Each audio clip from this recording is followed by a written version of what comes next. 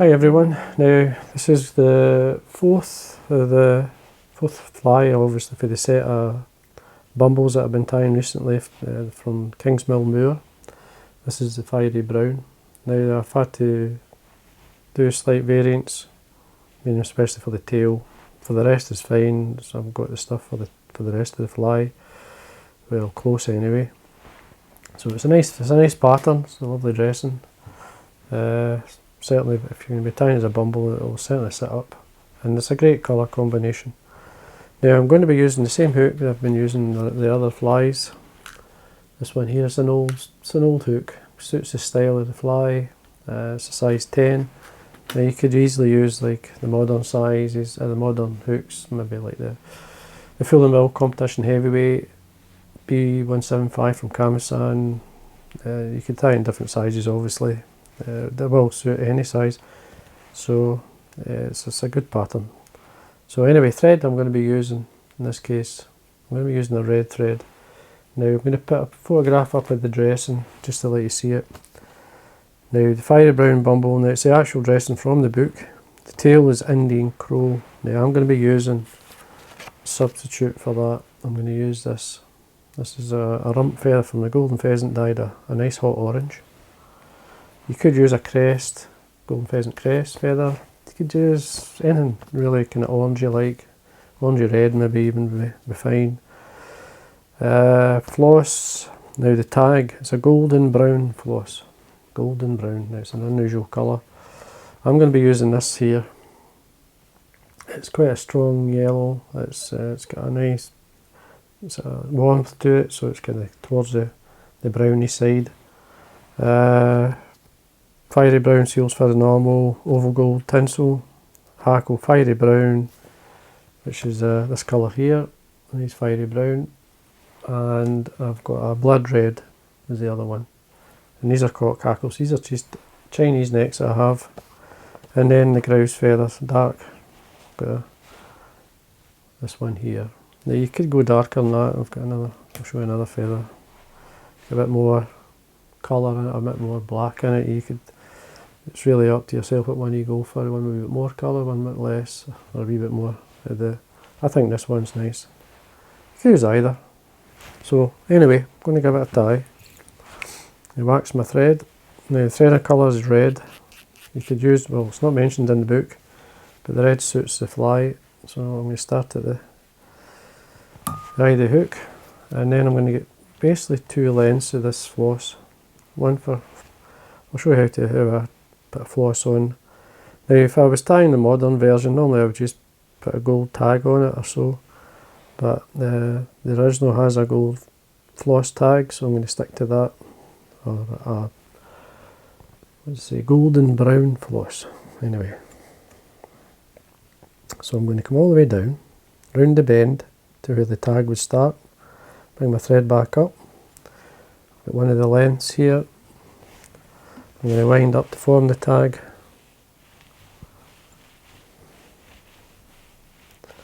I'll do it. So basically, just slightly further up than I'd let the thread go, would be just up from the bar. Trim this the length of the body so that we don't have any steps. This piece of floss here, we're going to pull it and then use that to basically stop the floss getting drawn out or pulled back. Again, I'm just going to continue up. Trim again. Now what I'm going to do here to save a wee bit of bulk, I've got one of the feathers sitting here. I've got one of the, so as I say, it's a golden pheasant rump, which is naturally, it's yellow on the skin. So dyed hot orange, it's nearly nice and bright. Tail length, bound shank length. So I'm going to hold that and tie it on the top. See the length. Now you could, as I say, you could use a golden pheasant crest feather. Pull this in a wee bit, it's a wee bit too long. Just check. So you've got a nice colour with this so you have that way up. You trim it, the length of the body. Again, a wee bit more wax just to give me the grip and strength. Now the rib, I'm using an oval gold tinsel. Now this is a small. And quickly work my way back down. You're up against the tail. So there we are. Make sure you go right down to the tag. That's fine. Fiery brown seals fur, and this is a one I dyed. A vineyard dyed I've used. Though I've added a wee touch of orange into it, just to make it a wee bit brighter. I mean, it is bright anyway, but I like to dye it hot orange first, and then add a bit of the fiery brown. So you'll see a mix there, a wee bit. Like the camera's not picking it up, but it's slightly lighter there, so you get a nice mix. Just work your way up. Give yourself plenty of room for the hackles. A good 2 heads length anyway. And we select 2 feathers the same length.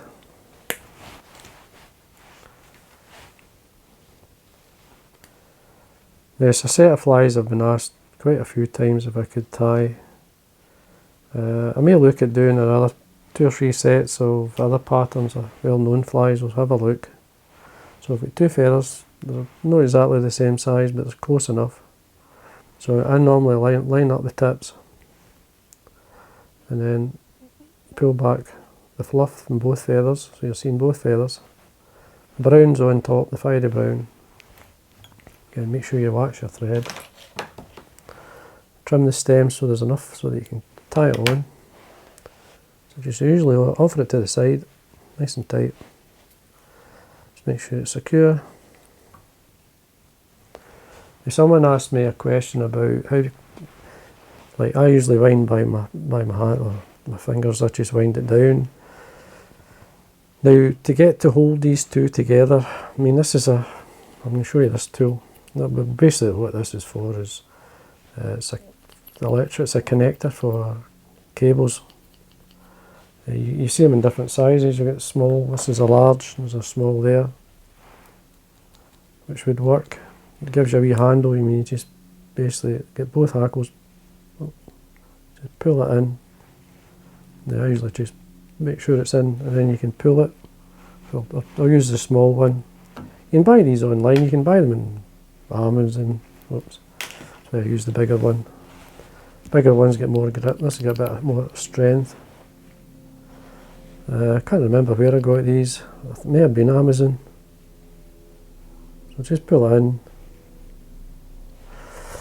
And then you want to sort of, I usually like a turn or two at the top.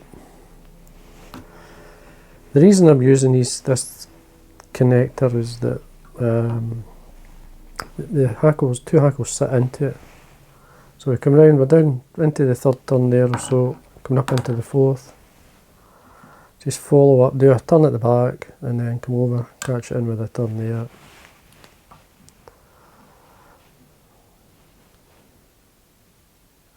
Make a space there for your rib to come through, around about 4 to 5 turns. 5 turns is normal. And then just 90-degree bend into your rib, catch it in with your thread. Just make sure you secure that in. A good 4 or 5 turns anyway. Trim away. Trim away with these 2 hackles.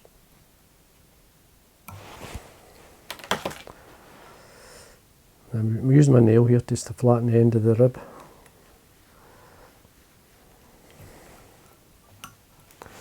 Basically helps you to get a nice, takes a step away from the cut. And then you can, I mean, the other thing is if you do catch in a few fibres, you can get some Velcro, and you will catch in the odd fibre. You can bring them out with the Velcro, just nice and light. I'll bring out some of the seal's fur as well.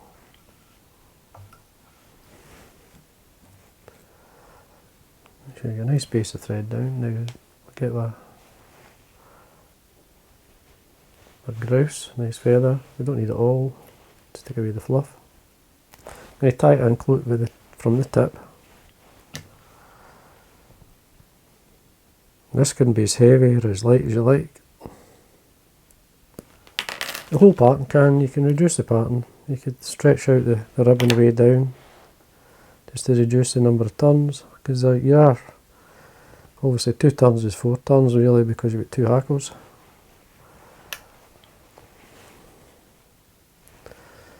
Now obviously catch in by the tip, fold back the fibre, do nice straight turns. Anything going forward, just stroke it back before you put that turn over. That should do it. Follow up with the thread. I usually make sure there's a good 4 or 5 turns again. Yeah, at times I just tear these away, the excess. And then fold back. There's a wee broken fibre there. Just need to trim this one. You can fold back the stem. So take your thread to the eye. These are thin stems, so you can fold them back. Just build up your head. To get a neater cut, you can break these off. There's a bit of a struggle. There's a broken end there. I don't know if I did that. Fish is not going to notice, like. And then we can whip finish. I'm building the head up at the same time here a wee bit, so